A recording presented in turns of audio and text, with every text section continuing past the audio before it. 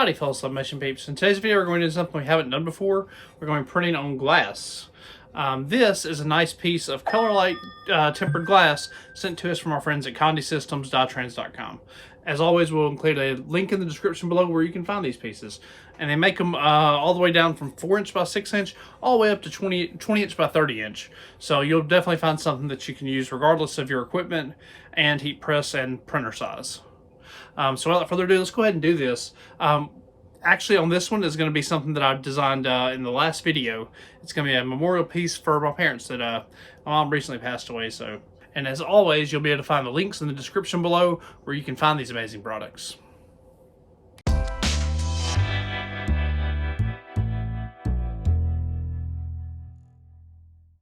Alright guys, this is what we'll be printing today. It's the previous thing that we did in the last video, and we designed this and got this ready to go in a little bit over 10 minutes, I think. So overall, super easy to do, and this is a memorial to my parents. My mom recently passed away, my dad in 2016. But yeah, I went ahead and designed this up real quick. It's already the right size. I think it's like, that's an 8 by 10 piece, and I think it's like 8 1/4 by 10 1/4. So it's going to fit on a piece of 8 1/2 by 11 pretty well. Should. We'll see. But the thing about doing it on glass is, since you're printing it on a transparent thing from the back, you do not want to mirror it, which goes against all sublimation conventional wisdom. But you got to trust me on this one. Watch me mirror it like a big dummy. Mirror image, no high speed. Same as always, nothing special. Except usually we do mirror, but not this particular time. So we're going to go ahead and send this on to the printer and just let it go. And whatever you do on glass, remember not to mirror. I know that goes against all conventional sublimation wisdom, but do not mirror.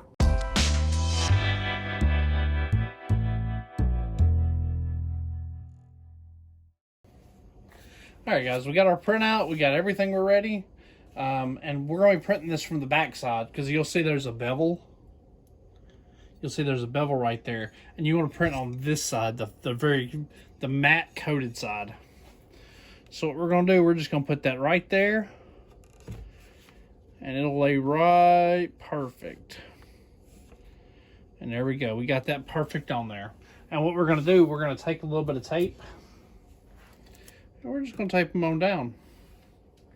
Just mainly so it doesn't move, more than anything. You know, you don't need anything special. Just put you about a little piece in each corner. More than adequate.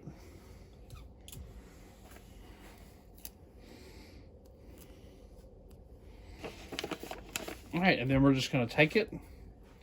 We're just going to flip it over. And we're pressing from the back side of the glass, the part that's treated.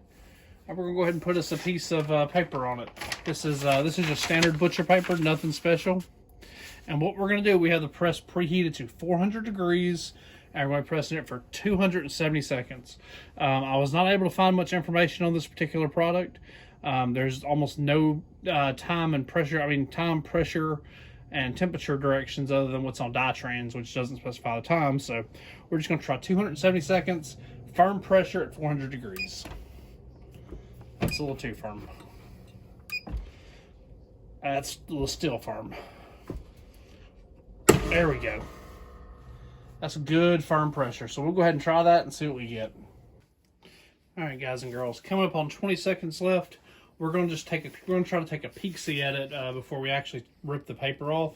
Because like I said, there's no instructions online. I don't know that 270 seconds is enough, but we show about to find out. We're going to see if 270 is enough at 400 degrees.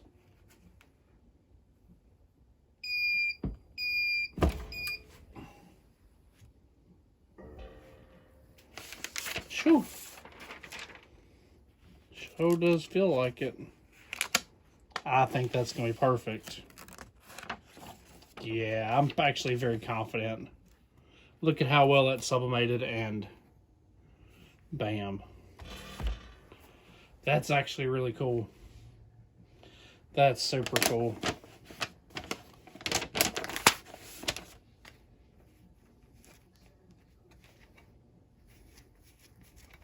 Ooh, that sucker's hot though. Good golly, that's hot. Sheesh.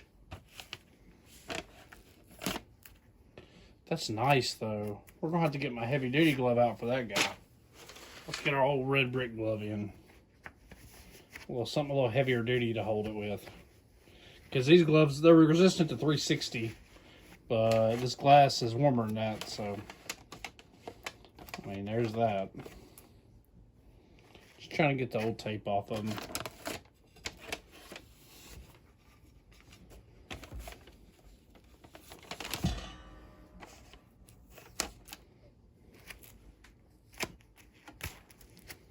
All right.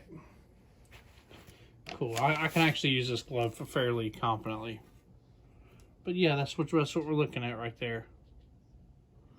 Look at how good that sucker transfers. That's really nice.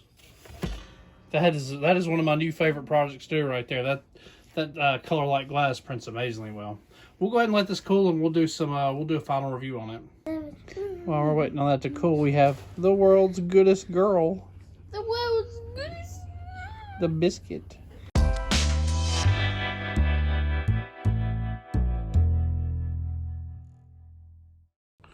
Alright guys and girls, another successful project. This one is Colorlyte Glass. We'll go ahead and do some zoom in on it so you can see just how crisp and clear the lettering is and everything. Overall, very successful project. Pretty easy to do. Once again, we did these at 400 degrees for 270 seconds.